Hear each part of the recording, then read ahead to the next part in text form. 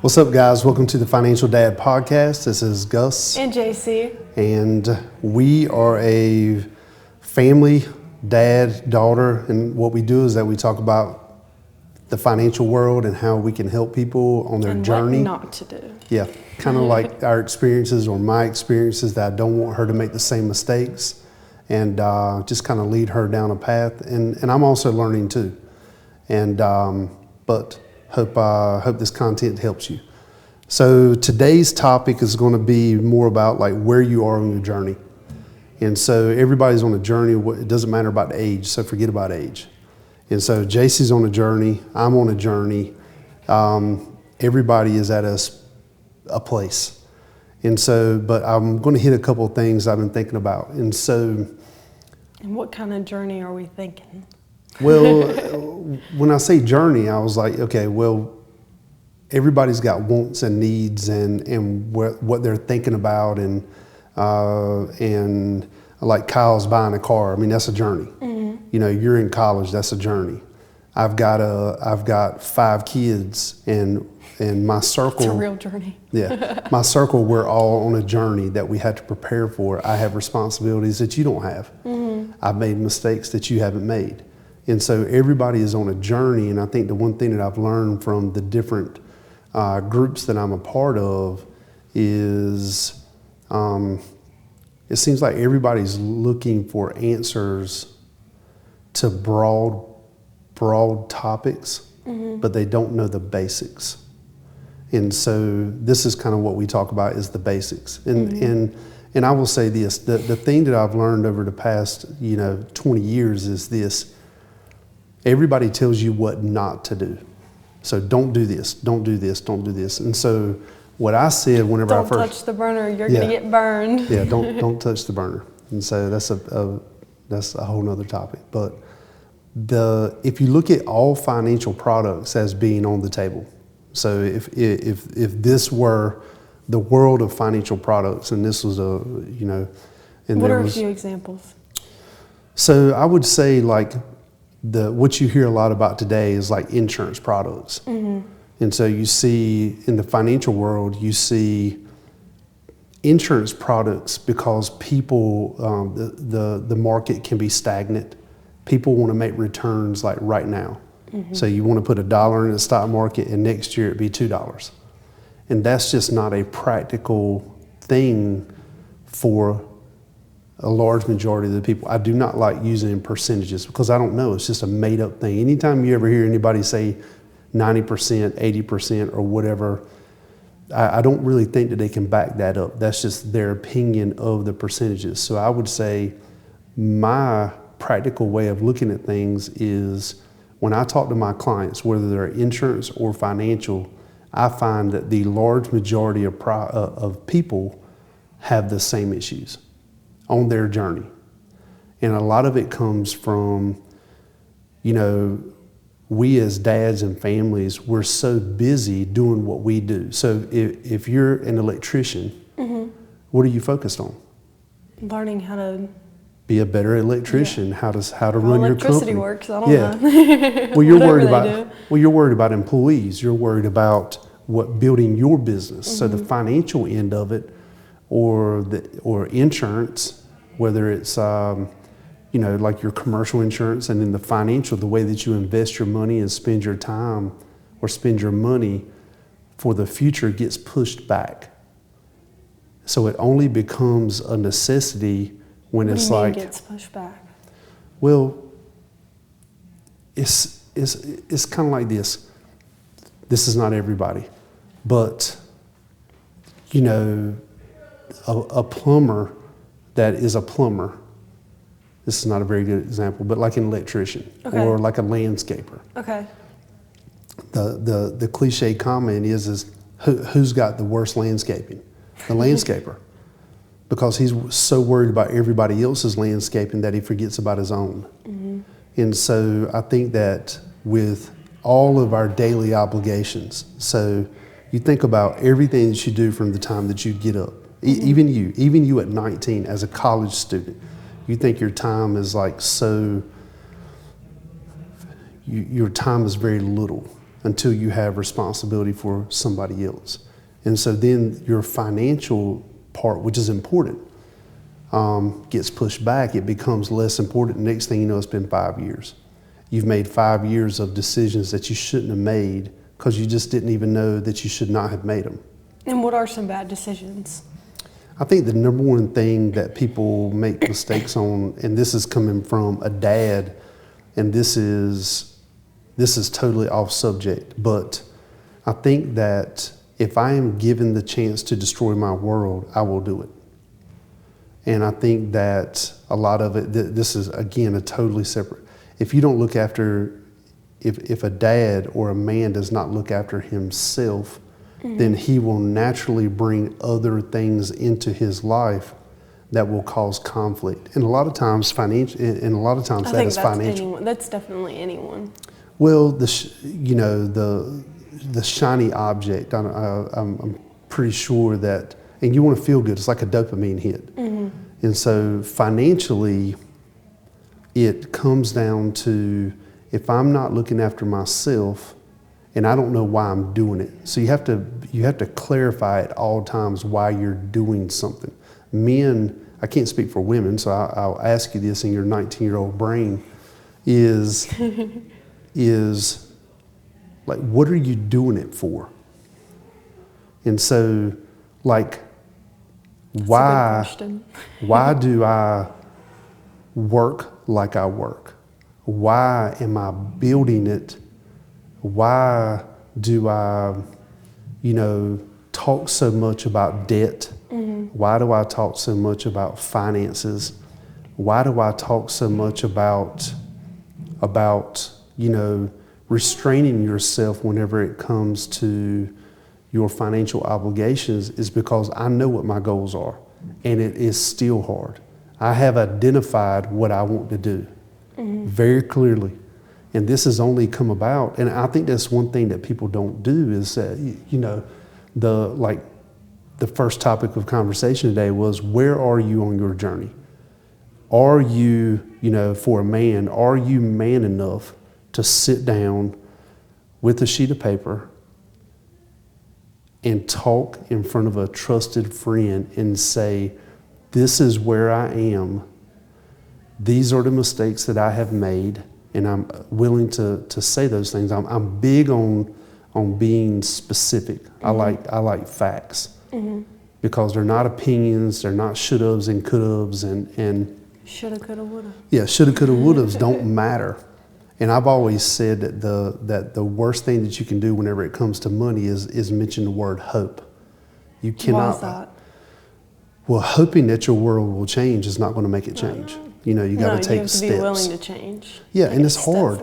I do not have things figured out. None of us are getting out alive. Yeah. None of us are getting out alive. And just sitting here thinking about the question that you asked me, I feel like for people my age, it's more like we're taught that you have to work hard for the future and you have to. Well, you're taught that. I'm taught that, but most people know that eventually they have to get their stuff together and work towards something. I don't think they do. I think that most people. That's okay. That's for them to figure out. Well, that's why I think we're here. Yeah. I really believe that in my heart, that is the reason why the basics and the fundamentals always win. If you're in sports, so we could run this against every single thing. If you're in the military, the very first thing that they do is that they teach you is make your bed. That's a fundamental, basic, non-negotiable. If you're in sports, what are the non-negotiables? What are the basics? Okay, well, you dribble, you shoot, you practice hard. There's that. When you're in, there's disciplines and there's non-negotiables in every single thing that you do that you want to be good at. If it's you hear this a lot. Well, if it's important to you, then you will do it. But I just don't think that a lot of people even understand that it is important because it's so far away. Nobody ever thinks that. What do you mean by that? Like so far away? Like, I've been 19. You've never been 48. No. I remember exactly where I was the day that I turned 21. I remember what I was doing. I remember my dad bought me a beer. I remember in the middle of the day. I remember so you were day drinking. Yeah. I came home. So I think that you can't foresee yourself being my age because you've never been there. And so I think that the topics of conversation are like, how can I lead you and how can I talk to other parents or anybody that's interested in just the where are you now? I think that's been the hardest thing for my wife and I in the last like 2 or 3 years. I am full disclosure. I was the world's worst at the shiny objects. So everything that I didn't have as a kid, I wanted. And so I have, and I'm currently trying to get rid of, I've got a storage room full of baseball cards. I've been trying to get rid of in my mind for 5 years. I bought the 1970s Chevelle. I bought the Cadillac. I bought the nice house. I bought the watches. How did those things tie you down? Because now I look back at it and I'm like, how could that have propelled me? And the reason, that's a good question that you just asked, is because I couldn't see how that affected the future. I just couldn't see because I wanted it. I'm a want it now person. I am not I've had to teach myself deferred gratification. And I learned that in the last 3 or 4 years, whenever I was a part of Superhuman Fathers. I think that men can only teach men. I really believe that. I think that I learned a lot from my wife, but I'm really held accountable by my brothers who look at me and say, that's just not the smartest move. It's like, I don't know. It's an ego thing. It's like a gut shot. It is. Being told that you can't do something is a big deal for most men, especially in impact. So I think there's 2 things. Without pulling the trigger, I think that the worst thing in today's world is how much like words of affirmation. So like the 5 love languages. So words of affirmation are huge for men. That's why I don't know what the counter of affirmation is. I would say that like negativity or something Bullying. like that. So the words of affirmation are huge for men. And Why then is that? Well, we want to know that we're doing a good job. We want to know, and I'm sure that, and again, I do not try to speak for women, but I know how you feel whenever I tell you that you're doing a good job. So maybe it's the same for both. No, definitely it is. I think that criticism is worse for men whenever it's coming from somebody that they really care about. It's like a parent or a child or a wife or husband or whatever. But I think that going back to the first topic, identifying where you are on your journey. So if you look at life as a journey, and it's all relative because you're starting your journey now. I've been on my journey, but it doesn't mean that I'm even close to my journey from being over. We could all wake up tomorrow and not be here or not wake up, but I think that you have to prepare for the future. If not, then you're going to be beholden to someone else, and you may not like that life. So how do you identify where you are on your journey? I think you have to be brutally honest with yourself. Okay. And then where do you go after that? Well, I think and then that's where it depends on where you are. And so like for you, like for you at 19, okay, almost a sophomore in college, for you it's like 5 years. I believe that if you look at the financial world and insurance world, they look at everything on 5-year increments. Everything is 5-year increments starting at 20. So from 20 to 25, you're getting out of college, you're starting the job. 25 used to be the year where most people got married. And then 30 was the year where people are looking at having a first or possibly a second child. So and then 35 is another milestone. Yeah, another milestone, and then 40, and then 45, and then you look at, and I think at 40 it starts to jump to 10 years. But I think that where you are on your journey and is you absolutely have to nail that down. And I know everything that we're talking about is boring. It's not for everybody. Mm-hmm. You know, because what we're doing is by identifying where you are, it limits the fun part of life. Mm-hmm. But how I look at it differently, I think that if you identify where you are, it actually gives you freedom. And that's what you're looking for, is like when you turn 25, you're going to be slapped in the face by real life. It's going to be real, and it's going to be real before then, depending upon like what you want to do. Mm-hmm.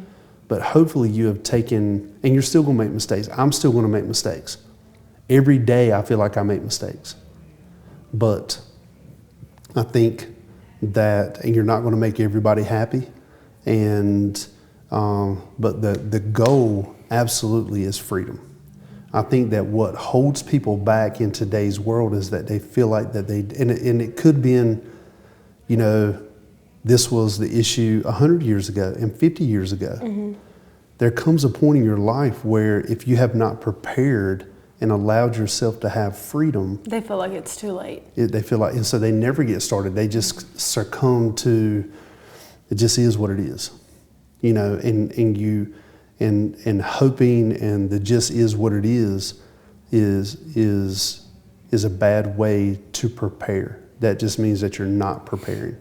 So so going back to the where you are on your journey, I don't think it really matters if you're 19 or 30 or 40. I think that making mistakes is inevitable and is part of the process.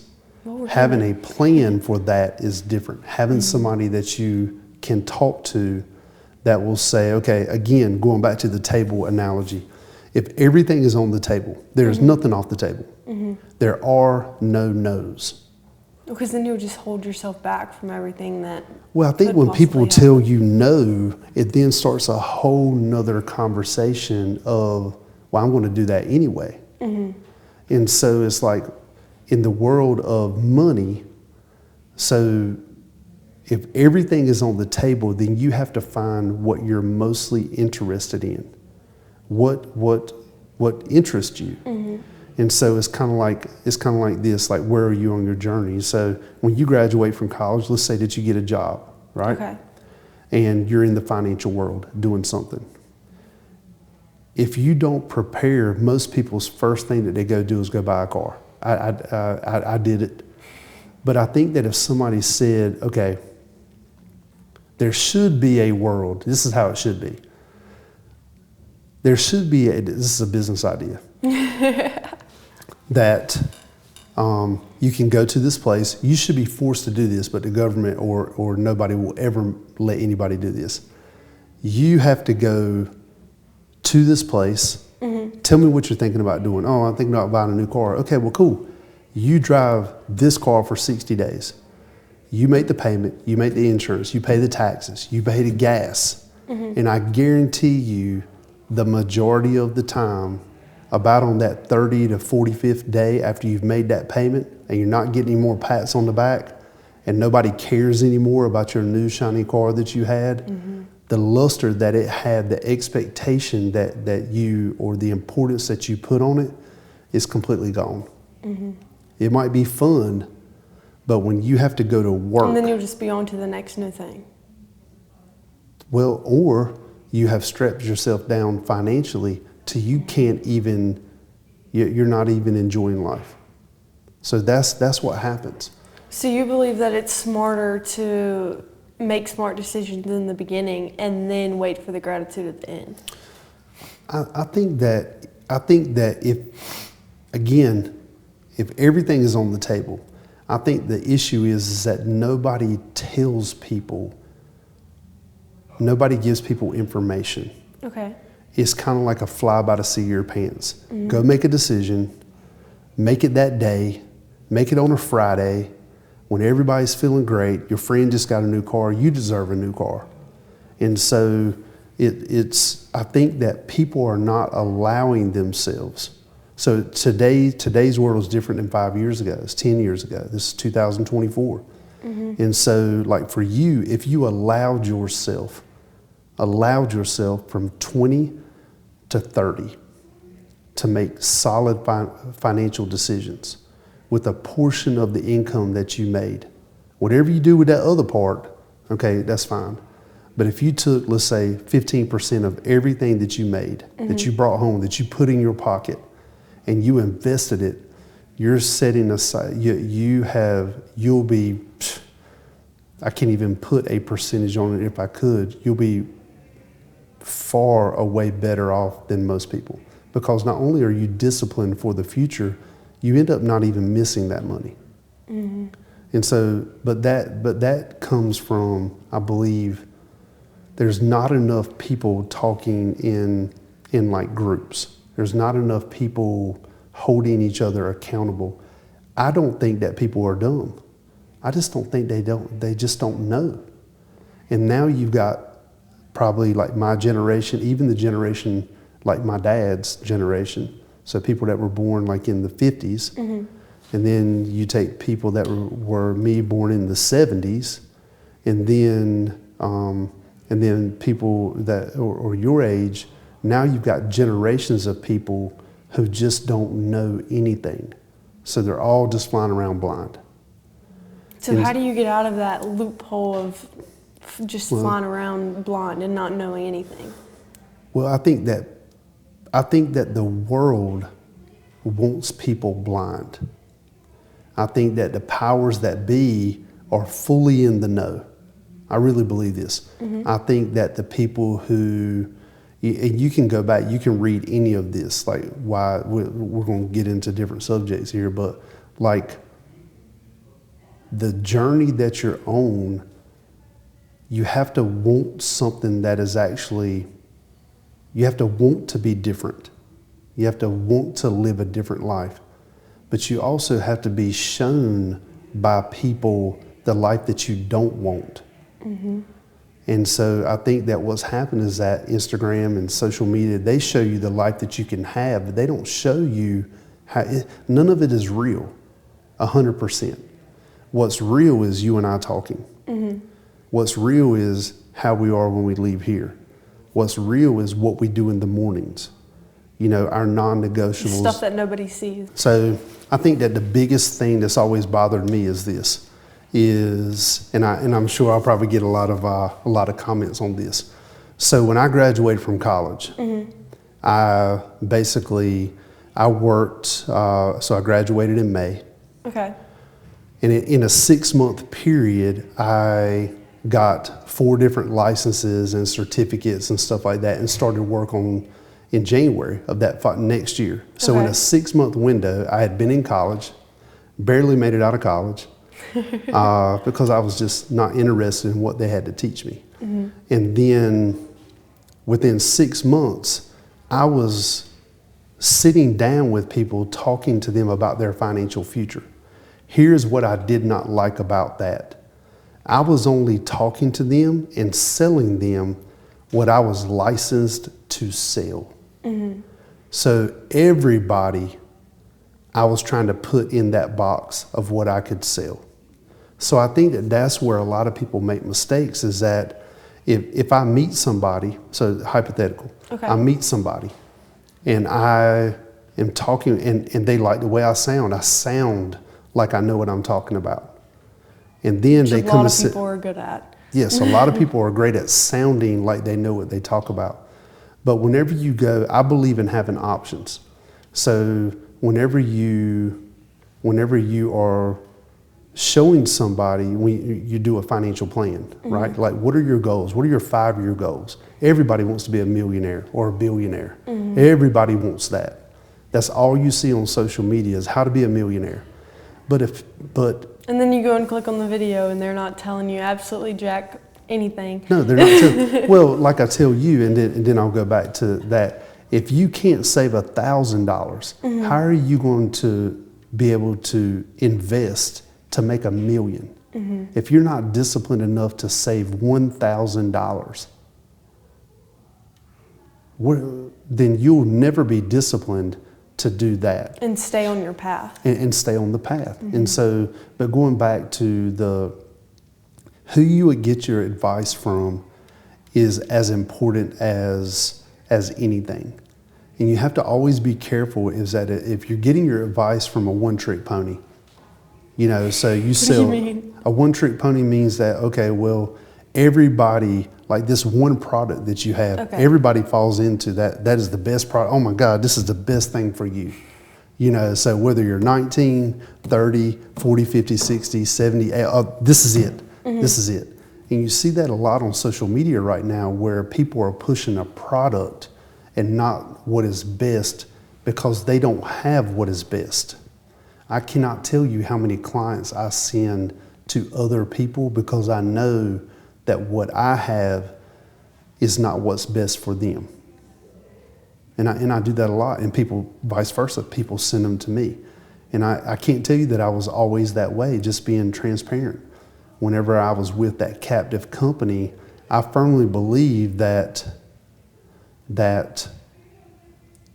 it was the bee's knees. I mean, I thought that everything that we had was best for everybody because I was never told, hey, what we have is not best for everybody. I was never told that. Most people aren't going to do that. No, I wasn't smart enough and I wasn't educated enough at the time to know that.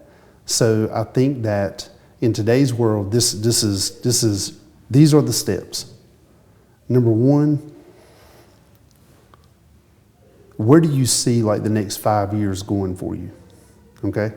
That's like number one. I think that that's a short-term enough goal that if you say, okay, well, and you can break it down. This is where it kind of gets boring, is I can sit down with pretty much anybody and tell them based off of their income exactly what they can afford. All the way from a house to a car to whatever. But it's all relative, meaning that I believe that 15% is probably the magic number. Why is that? Because if you take 15% of everything that you make and you look at it on the back end, meaning that if you start doing it, let's say 20, if you took 15% of every single thing that came in your pocket and you invested that, and investment, all an investment means is that it's worth more on the back end than it is on the front end. Okay. I'm not identifying investments yet. I'm not saying that you should do this. But if doing nothing is not the answer, you cannot do nothing. So you have to do something. A lot of people want to do nothing. Well, a lot of people don't know what to do. So they do nothing. And then they either don't save, they don't think it's worth it, or they're putting it in a savings account, siphoning off of it as needed, living off of it, and then they have nothing. And then, and I think that is a big issue in today's time because I think that people, and I said this last time, interest, payments, not preparing for the future is modern day slavery. It is. It is. When you are on the hook for somebody else paying for you, then you owe that person. And it's a never-ending cycle. No, it's a never-ending cycle. And so, like for you, if we just took a 19-year-old, and you just took 15%, and you started out like you're gonna hold out. You took 15%, and you just had that automatically taken out of your whatever, your check every month, and it went to something, and you never looked at it. You would not care about the stock market going up and down. You would not care about anything other than somebody told you at 20 years old that if you do this, when this time frame is so far down the road that you took 15% of your income and you did that, and then it was worth more.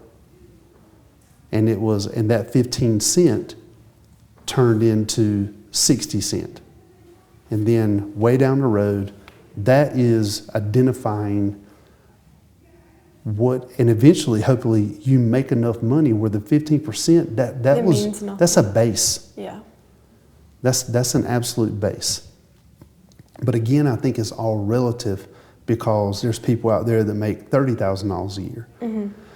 Most people with 401ks are extremely fortunate because they automatically, people with 401ks the majority of the time don't have as much, they get stuck on like a certain like 40 hours, right? Mm-hmm. And so they get stuck on the 40 hours. Is that 40 hours required for their 401k? Well, every situation is different, but if you work for a company that provides a 401k, then you're going, my point behind saying that is that you will automatically be a part of that 401k where you're forced to put 10% of your money in there. Now you can put more. But, you know, like my wife has a 401k, and so we have never missed her money. It's been automatic since day one.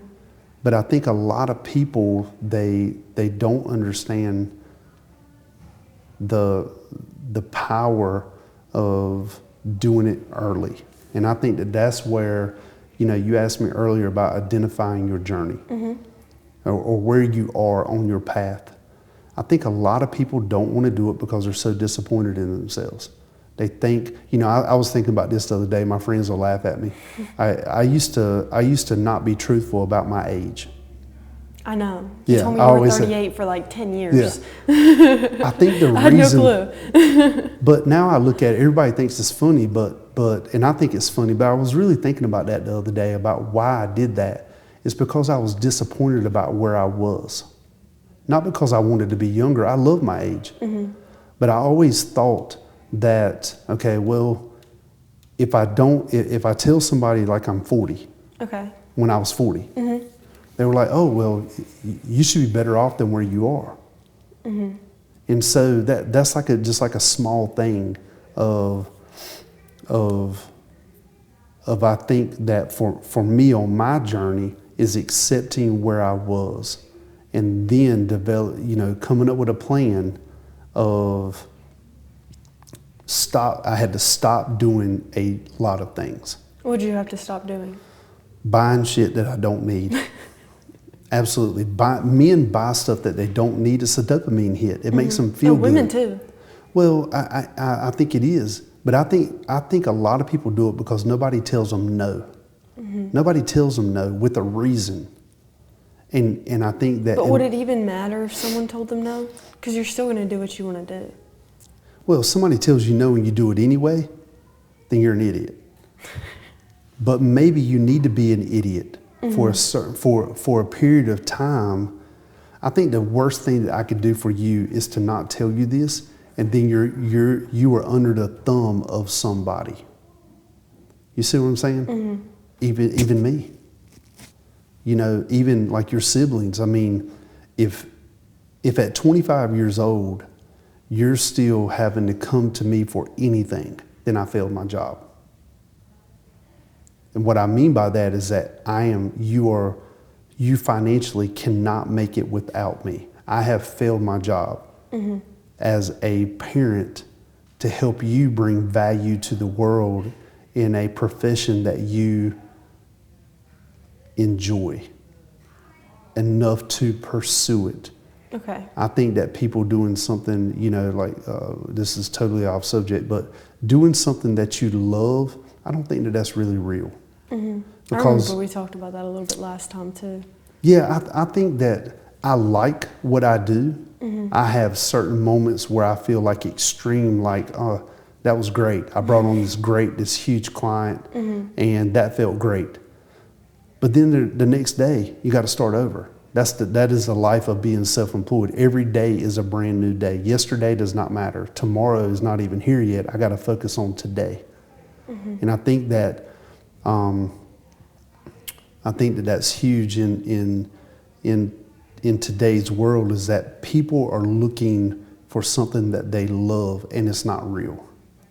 It's just loving what you do means that. Well, I mean, I would farm.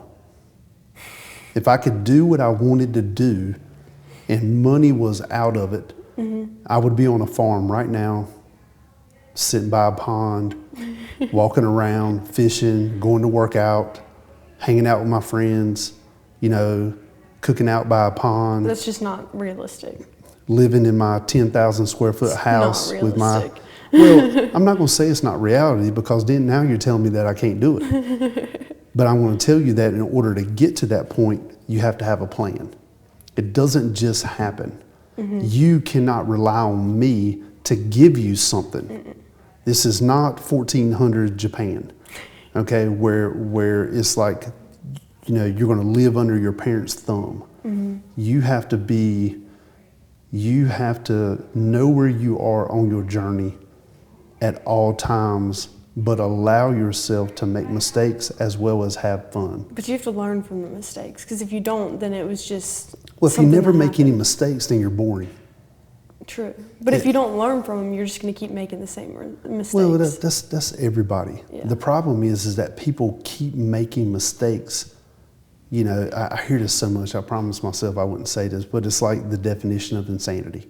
If you keep touching the burner, expecting the burner not to be hot every time you touch it, then you're an idiot. Yeah. Well, that's stupid. It's going to be hot. Well, yeah, but I think that kids, I think the one thing about my childhood that was a little bit different is nobody ever told me no. But I grew up on a farm where no's were... Because you're going to get hurt. Yeah, because you're going to get hurt, okay? I spent a huge amount of time by myself. And so if I went outside without a coat on in the middle of winter, I was cold. There was nobody to save me. If I fell off a grain bin and broke my leg, I had to drag myself to my grandmother's house, or hurt my leg. I didn't break it, but I learned very early. Didn't you try to fly or Yes. jump off a building because you thought you could fly? Yeah, I jumped off my grandma's garage by myself because I saw it on some movie or something. And I was about 15 feet in the air, and I just jumped, ran across the apex like that, and ran on this side and jumped, and then had to drag myself to my grandmother's house. You know, so, but I think that's another thing too, is that in today's world, there's no consequences. There are no consequences, but I think that there's no consequences because people aren't trying hard enough. Again, different subject. And so once you're on this journey, you identify where you're at. Where do you go from there? Because I feel like a lot of people, they'll get on track, they'll say they want to do this and work towards this, and then it gets too hard, they double back, there's outside noise, and then they're just back in the same place again, out of fear or just not wanting to do it anymore. I think your plan has to be super simple. I think you got to start out with not a bunch of wants. So I think that's why it's like in the morning, you know, like wake up early. Just start with that. Wake up earlier. Make your bed. Yeah, make your bed. You know, like start out with something super simple instead of having this like crazy thing that, oh, you know, I want to run a marathon and you can't even walk a mile. You know, I mean, things like that. Go walk for 10 minutes first. And I think that developing a plan, the more simple it can be, the more attainable it is. The quicker it can be. That's like Dave Ramsey uses the snowball effect whenever it comes to like paying off debt. And all that is put them in hierarchy. Highest interest rate to lowest interest rate, or balance. Pay that off first, pay the minimum payment, and then just keep working down until it's paid off. But like you said, but you can't keep adding debt, which again is continue to touch the burner. But I think that, you know, going back to the financial journey, I think a lot of people in today's world, number one, they don't want to admit where they are, because then that means that they made mistakes that they don't want to admit to. They have to look at their wife, they have to look at their husband, they have to look at their parents, they have to look at somebody and say, I fucked up. I fucked up and I don't know what to do. And I think that the not knowing what to do is what leads people down a path of a whole host of other things where they feel like that they don't have freedom. And I think that Because they're tied down by the past. Well, they're tied down by the past. They're tied down by not having, they don't even know what the options are. And there are a ton of options. One of the things that I wrote is this: there's always a way back to home base financially. There's always a way back. It would be great if a person never got so far down that road that they felt that they were so far gone. But if they feel like that they are so far gone that they don't know what to do, so they just throw their hands up and just like walk away. And that's when you need to do something. And that's whenever I think that the accountability aspect of where are you, looking in the mirror, we talked about that last time, looking in the mirror, talking to somebody that is not somebody that's going to pat you on the back. Mm-hmm. Everybody needs like an accountability partner, where it's like somebody can look at you and say, dude, you gotta change. You're in a bad spot. I'm not going to save you. Let's come up with a plan. Mm-hmm. And I think that that's where a lot of people would be able to help themselves and help turn it around. I really believe, because I've been there. I have been right there. Nobody There's probably a lot of people who are there. I would say that the majority of people that are in some way, shape, or form they're in a financial way that they don't know how to get out of, or they've done something that they shouldn't have done, and then that 60 days later, once that luster has worn off, they don't know how to get out of it. Mm-hmm.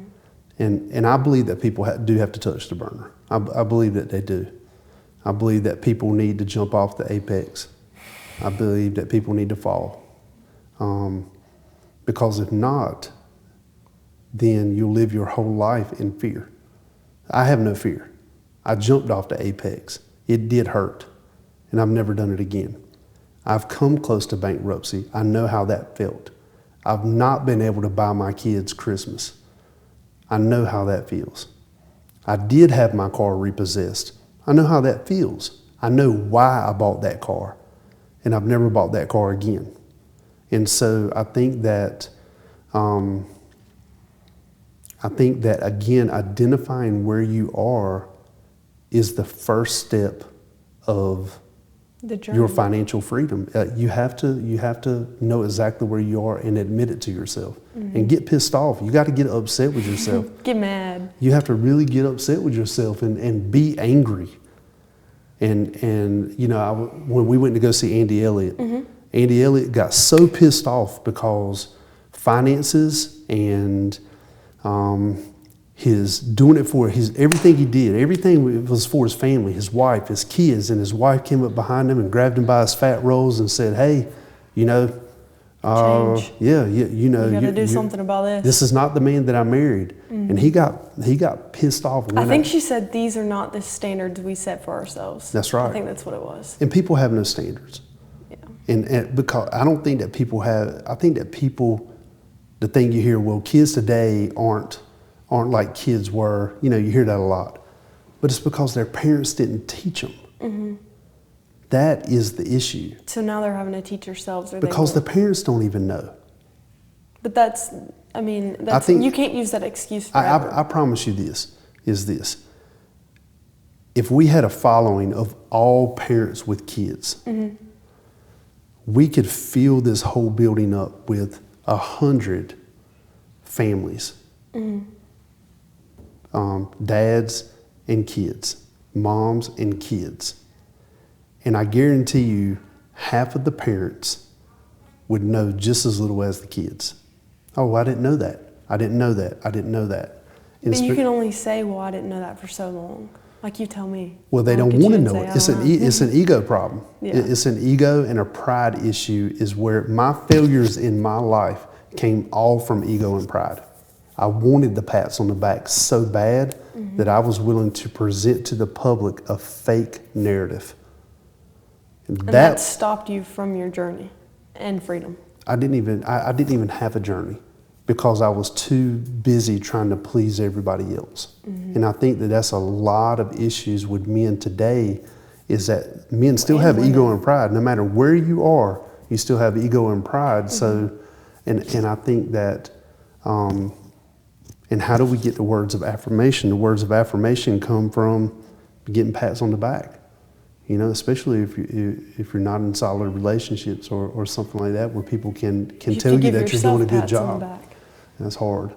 But again, you know, going back to the journey, I think that the first key of all financial plans, or just, it doesn't even have to be financial, it could just be your journey in life, is identifying where you are.